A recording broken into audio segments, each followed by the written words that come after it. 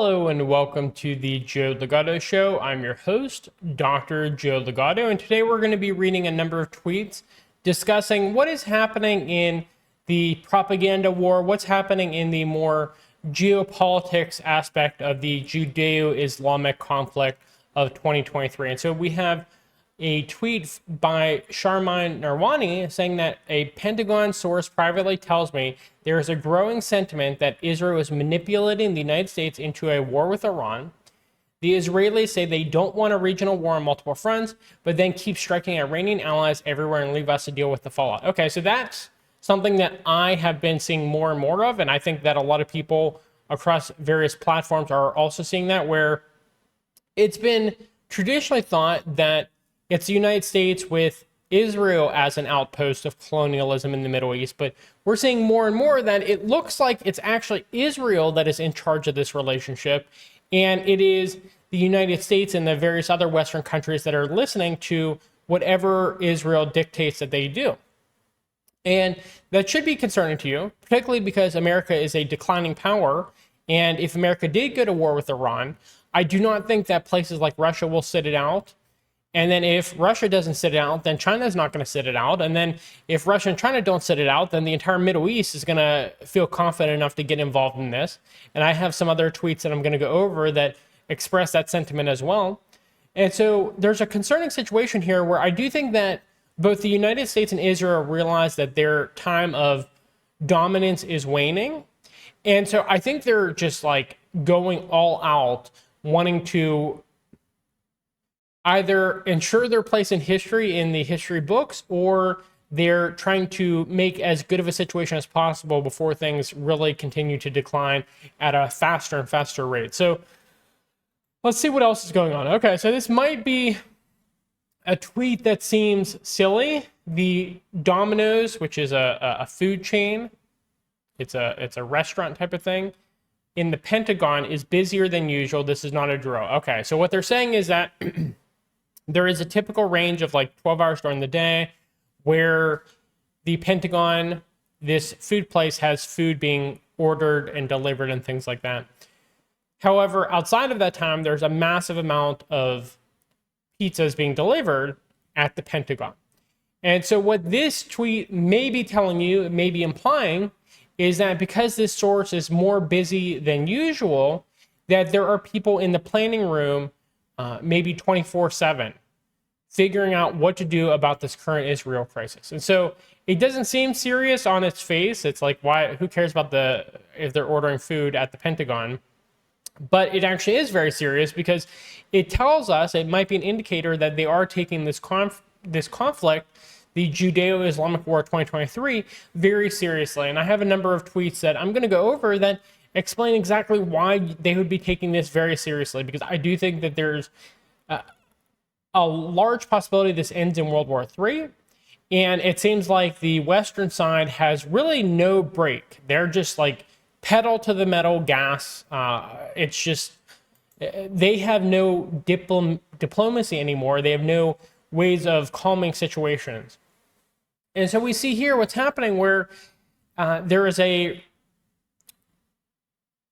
UN representative, the UN Secretary General, who said, if I remember correctly, all he said was, this Hamas attack did not happen in a vacuum.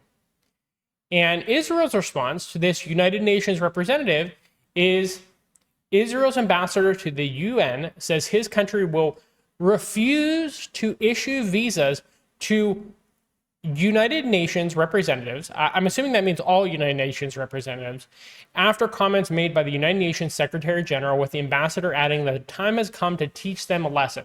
Okay, so the United Nations, even if they are, I would say, relatively toothless organization, they're not particularly successful, they're not particularly powerful.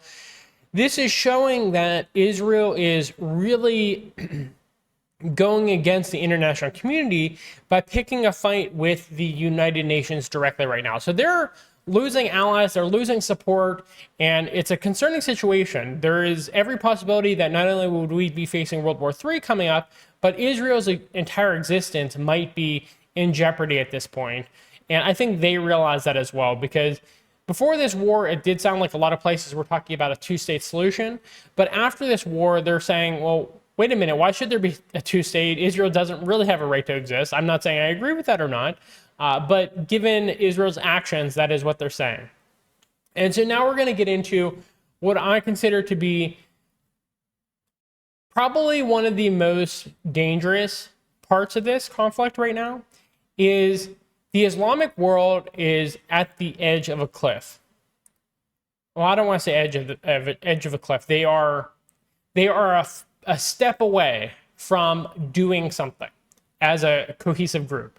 Both Sunni and Shia Islam, they're really just waiting for a leader at this point. They're waiting to see, is someone going to step forward and make the first move to help out the Palestinians? And Egypt is probably not going to make the first move here. So let's just take all the major Islamic powers. Okay, Indonesia, it's a very large Muslim country. It's too far away. Pakistan, their military is very dominated by pro-United States people. They're harassing Imran Khan, a very popular leader of Pakistan. And they are, again, I would say too far away to really do something to really start things off. Iran could start things off with missiles from far away. They could start things off with equipment and troops in Syria and other places close to Israel to start things off, to start a fight with Israel.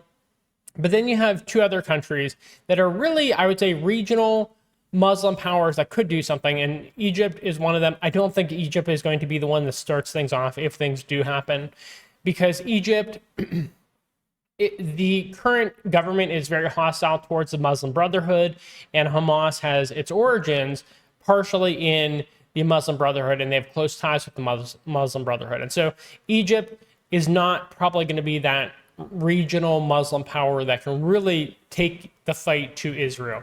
And so that leaves us with Turkey. And Turkey is a country that, if you had asked me 5 years ago, I would not have said that they were the ones that would potentially lead Islam against the Jewish state of Israel, because they have very close ties with the West. They are a part of NATO. They have agreements with Israel.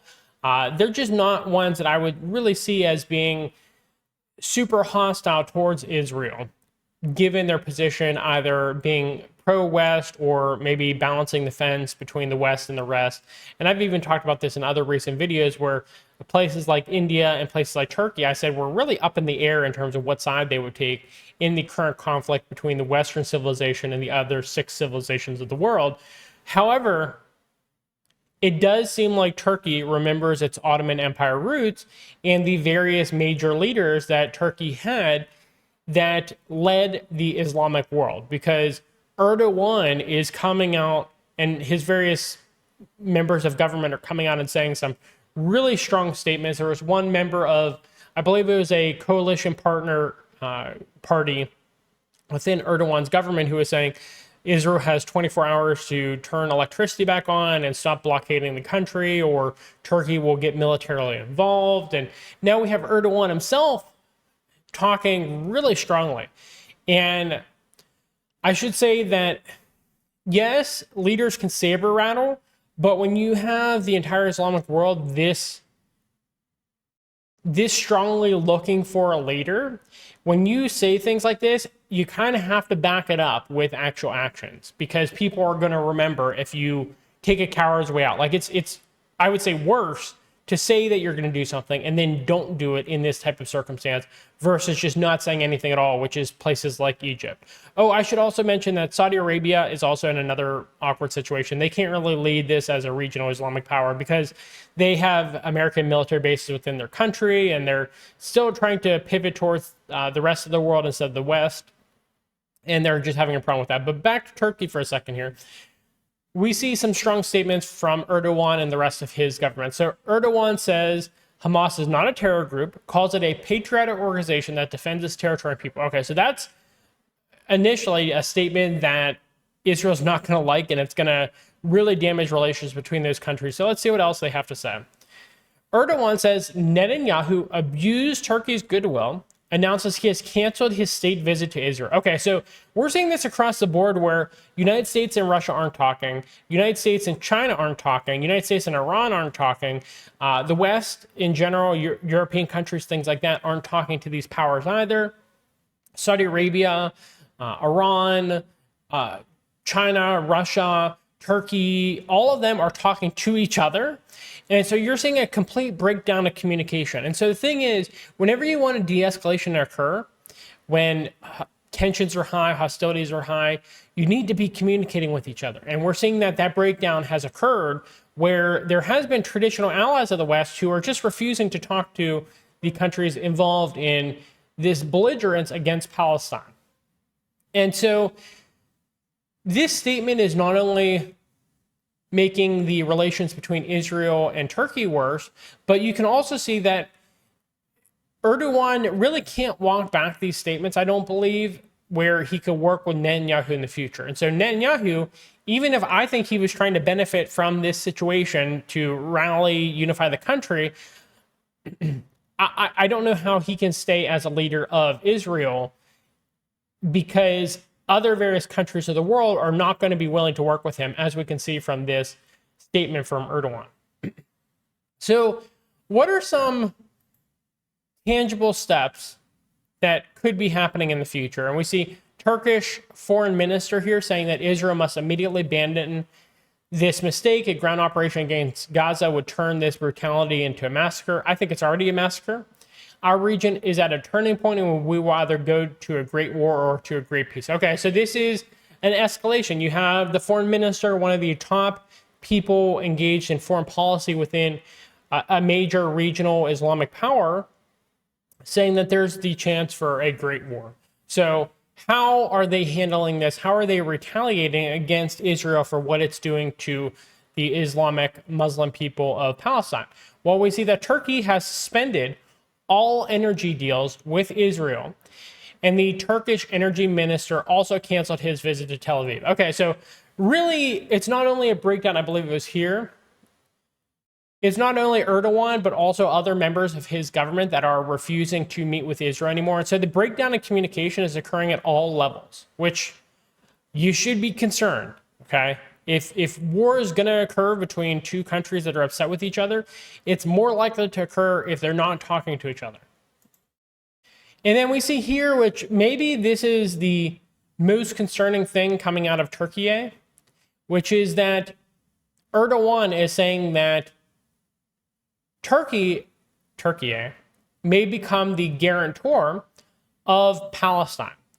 And so what that means is, at least given some of their other comments, they are guaranteeing the territorial integrity and the sovereignty and the safety of the people of Palestine, given the 1967 borders. So that's really what they've been talking about, is the 1967 borders and a two-state solution. And what that means is, if you're a guarantor, and you know this if you've ever played a 4X strategy game like Europa Universalis, if you guarantee another country, if someone invades that country and tries to take over territory within it, create a vassal of that country, if you're a guarantor, that means you go to war if the country you're guaranteeing is not is losing its independence in one way, shape, or form, or is being attacked in one way, shape, or form. And so these should be very concerning statements. The decline of communication between these powers, the hostility, the breaking off of agreements.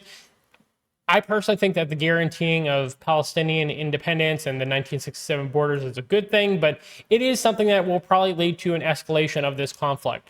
And so it's anyone's guess, but if I had to take a shot in the dark here, I would say if there's a Muslim power, a Muslim leader that might pick up the mantle of leading the Islamic community in this war to stop the genocide of the Palestinian people and to protect the Holy Lands of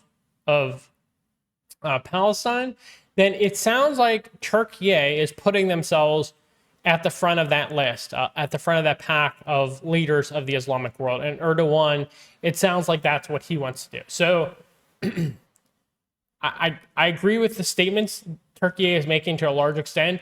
But again, this is concerning because it's going to lead to a war, or it's very likely to lead to a war.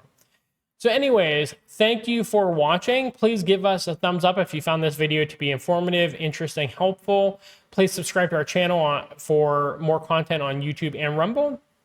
And please leave us a comment in the comment box. Any questions, concerns, critiques, I read all of them. It's always interesting to me. And thank you for watching, and I hope you have a good rest of your day. Bye.